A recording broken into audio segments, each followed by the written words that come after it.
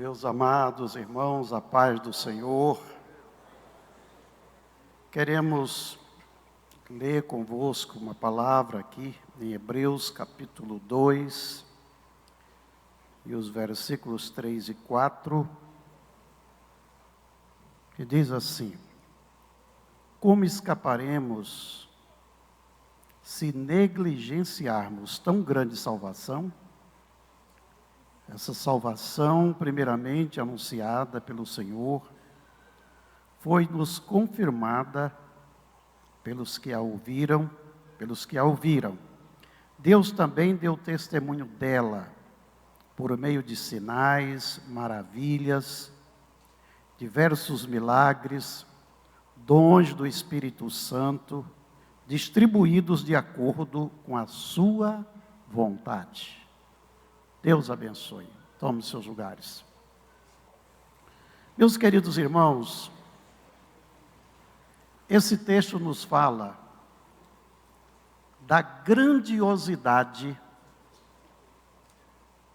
da providência divina através de Jesus Cristo para o mundo inteiro. O escritor diz aqui: como escaparemos nós se negligenciarmos essa tão grande salvação? O que Deus fez por mim, o que Deus fez por você e fez por nós, é algo imensurável. O projeto de Deus não foi um projeto imediatista. A igreja do Senhor foi eleita antes da fundação do mundo. No eterno passado, o plano salvador de Deus já estava de pé. O projeto de Deus foi estabelecido no eterno passado, quando nem eu e nem você existíamos. Lá Deus planejou a nossa salvação. Deus nunca é pego de surpresa. Os tempos se passaram, as coisas aconteceram. Deus cria o homem peca. Satanás certamente pensou: está tudo perdido, ganhei a batalha. Só que Deus de antemão já tinha providenciado o nosso escape, o nosso livramento. Essa salvação é grande. Primeiro, porque ela veio de Deus. Segundo, porque ela visa alcançar o mundo inteiro. O projeto de Deus é para povos, tribos, línguas e nações. O plano de Deus é para todas as camadas sociais. Rico, pobre, pessoas de todos os níveis sociais. Paulo diz que o amor de Deus tem altura, tem profundidade, tem largura e tem comprimento. E alguém diz que tem largura exatamente porque vai de uma a outra extremidade da terra, de leste a oeste. Tem comprimento porque vai de norte a sul em toda a terra. Mas tem altura porque ela veio do céu. Tem profundidade porque desceu à terra e alcançou o mais vil pecador onde ele se encontrava. A salvação é grande porque ela é universal. A salvação é grande porque ela liberta o homem, o espírito, a alma e o corpo. A salvação é grande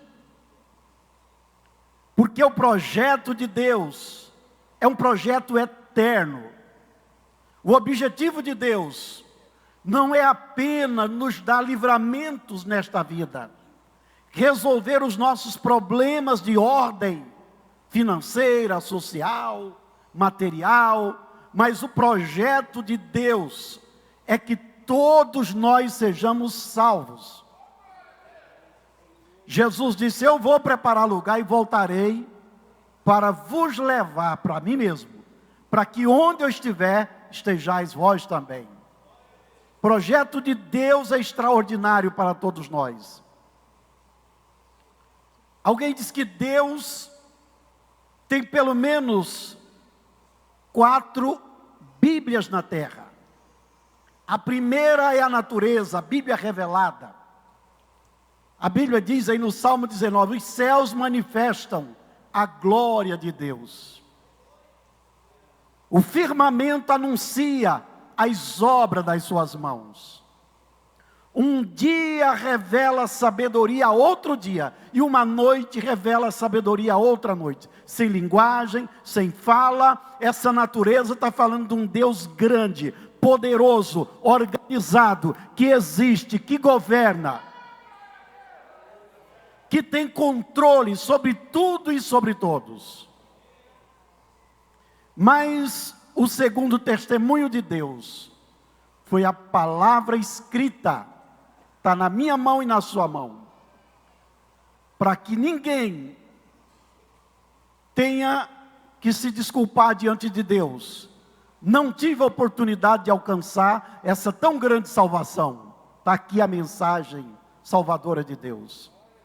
Mas a terceira foi a palavra encarnada, o próprio Jesus. Aí a Bíblia diz aqui que a grande salvação foi primeiro anunciado pelo próprio Jesus. Pelo próprio Jesus. Quando Jesus nasce, os anjos cantam, glória a Deus nas alturas e boa vontade para com os homens. Jesus estava vindo para resolver a causa mais difícil da humanidade, que só Ele podia resolver. O problema do pecado, nenhum ser humano podia resolver, só Jesus. Só o Cordeiro de Deus podia tirar os pecados do mundo. E Jesus começou a anunciar essa grande salvação. A Bíblia diz, tanto Ele como aqueles que ouviram. E a Bíblia diz que essa grande salvação começou a ser manifesta pelo próprio Cristo, pelos seus seguidores, por meio de sinais, de maravilhas, de milagres concedidos pelos dons do Espírito Santo, distribuídos de acordo com a vontade de Deus. Nós não temos tempo para relatar quantos milagres Jesus operou, Ele mesmo, através dos seus discípulos, ao longo da história do cristianismo, e até hoje essa salvação, ela é autenticada por milagres, por prodígios, por sinais. Glória a Deus. Eu prego uma mensagem que diz, o que acontece onde Deus está? Todo mundo fala, Deus está comigo. Todo mundo fala, Deus está aqui. Mas o que está acontecendo lá? Nada. Nada. Em muitos lugares que se reúnem em nome de Deus, acontece briga, morte, bebedeira, desordem. Mas onde Deus está, a salvação de Deus está presente. E a primeira coisa que acontece onde Deus está, é reverência. A presença de Deus nos faz nos curvar diante dEle. Quando Moisés teve um encontro com o Senhor, Deus disse, tira a sandália dos pés. E ele pôs o rosto no chão, se prostrou diante do Senhor. Diante de Deus, todo mundo tem que se dobrar. Se Deus está em algum lugar, tem que ter reverência ao seu nome. O povo entende que Deus está nesse lugar. Se você sabe que Deus está aqui, glorifique, reverencie, porque isso é uma evidência da consciência que temos da sua presença. Mas onde Deus está, tem mudança de vida. Onde Deus chega, as coisas mudam para melhor. A Bíblia diz que Saul queria matar Davi. Mas quando os seus soldados chegavam para buscar Davi, ele estava no rancho de profeta lá em Ramá, e todos profetizavam e se curvavam diante do Senhor. Saul ficou indignado, mandou os segundos mensageiros, depois ele disse, eu mesmo vou. Quando ele chegou próximo daquele lugar, a presença de Deus era tão forte, que ele se despiu das suas roupas reais, e caiu diante do Senhor com o rosto em terra e passou o dia todo profetizando diante do Senhor. Surgiu até um ditado: está também Saul aí no meio dos profetas? Está profetizando também? Onde Deus está, a glória de Deus te marca. Tem mudança, mas a outra coisa que acontece onde Deus está é alegria. É impossível Deus estar num lugar e ninguém sentir a sua presença, sentir a sua glória. Se você está alegre aqui essa noite, o motivo é único, é porque Jesus está aqui. Se Ele não estivesse aqui, esse culto seria insuportável. Mas porque Ele está aqui, o tempo passa e você não vê o relógio andar. A presença dEle, na sua presença, a abundância de alegria. Na sua mão direita, delícia perpetuamente. A salvação é grande.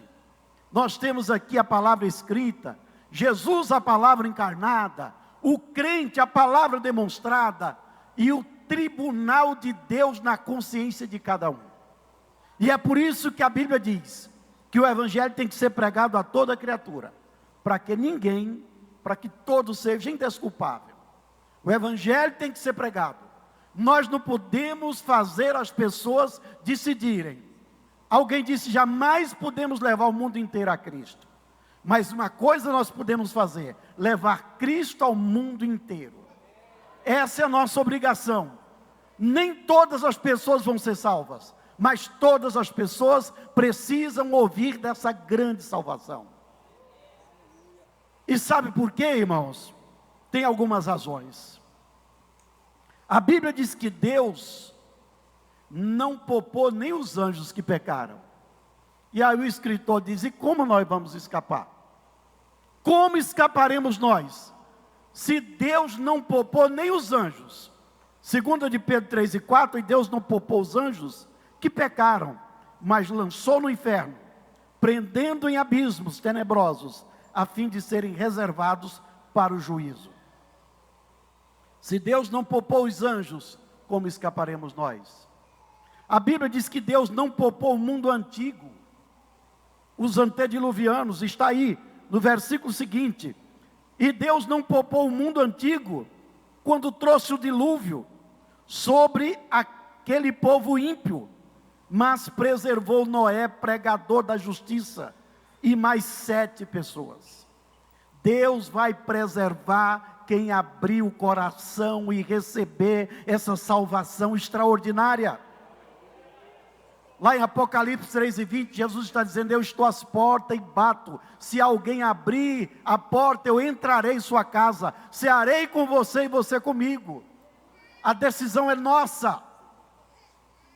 Nós temos que abrir a porta do nosso coração. Deus não força ninguém.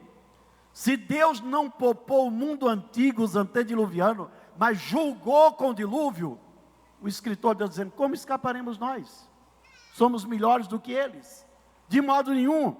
A Bíblia diz que Deus não poupou Israel. Veio para o que era seu e os seus não receberam. Agora todos quantos receberem, é lhes dado o direito e o poder de serem feitos filhos de Deus, a saber, aqueles que crêem no seu nome.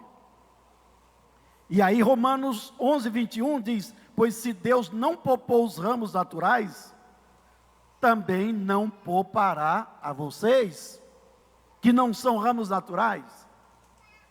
Mas não para por aí. A Bíblia diz que Deus não poupou o Egito.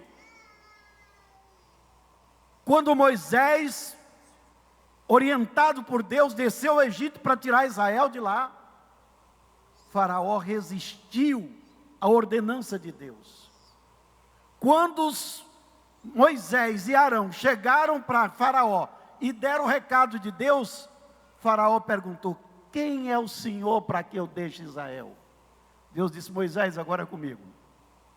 Fique tranquilo, eu vou provar para ele quem sou eu.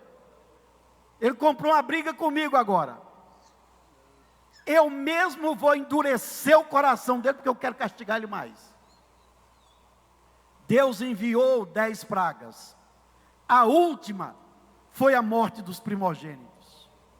Cada praga que vinha ao Egito, Deus poupava o seu povo, mas os egípcios sofriam o juízo de Deus.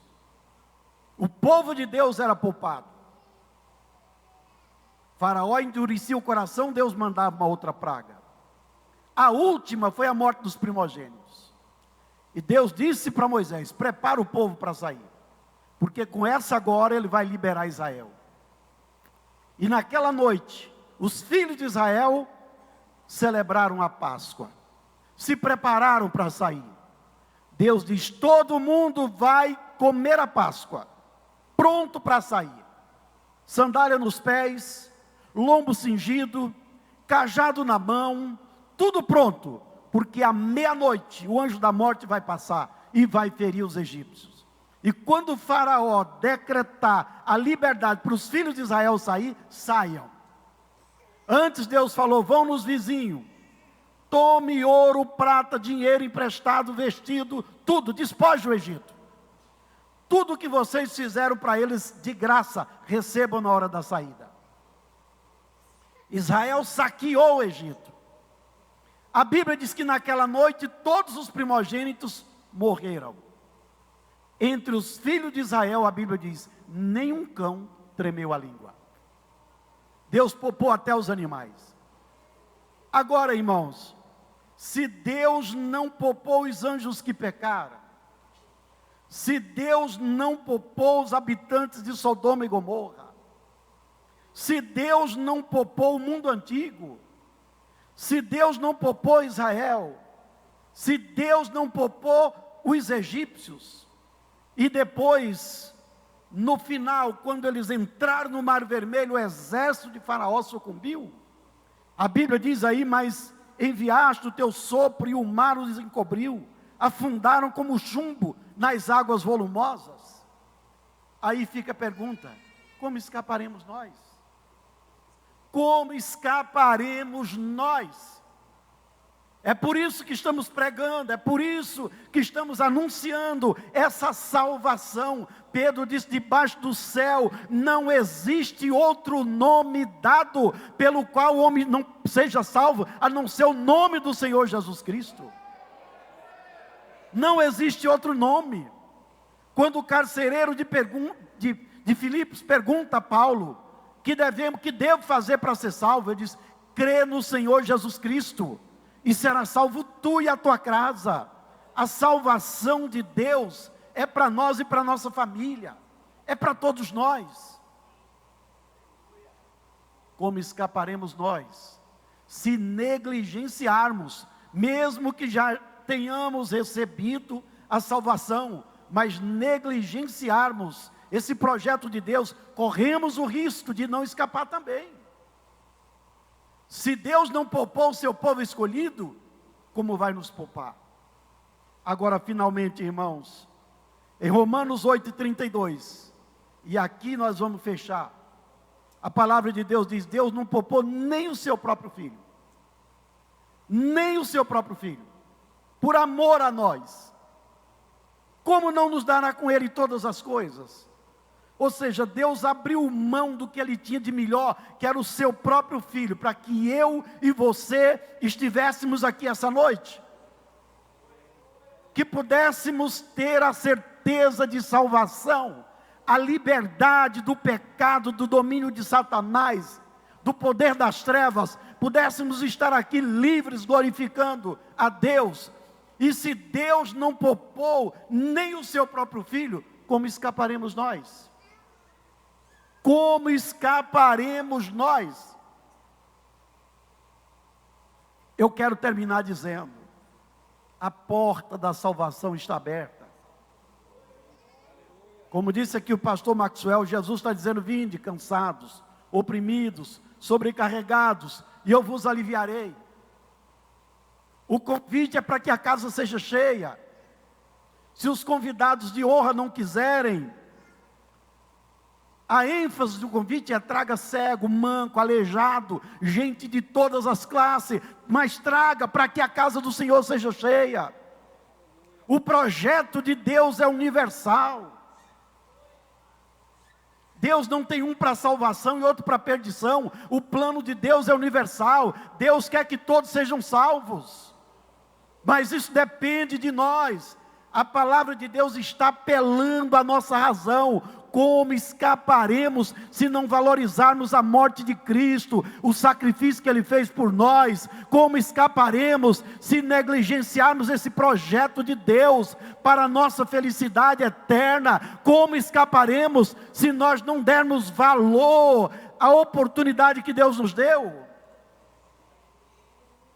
E a prova é que Ele não poupou aqueles que rebelaram, que desprezaram, que não creram no passado. Ele não poupou, e não vai poupar também aqueles que hoje desprezarem e pisarem o sangue de Cristo. E eu termino aqui dizendo: como escaparemos nós? Quando os discípulos de Jesus se escandalizaram com o seu discurso e começaram a sair, Jesus disse para os que ficaram: se vocês quiserem ir também pode. Pedro disse: para quem iremos nós, se só tu tem palavra de vida eterna? Como escaparemos se só Jesus é o Salvador? Se só Ele tem palavra de vida eterna? Se só Ele pode perdoar pecados? Se só Ele pode nos levar para o céu? Eu vos convido de pé por um instante. E nesse momento, eu quero fazer uma pergunta aos nossos amigos ouvintes, às pessoas que estão desviadas. Você que veio à casa do Senhor essa noite, eu quero te convidar, em nome de Jesus. Vem aqui, dedicar sua vida ao Senhor. Eu sei que você entendeu essa mensagem.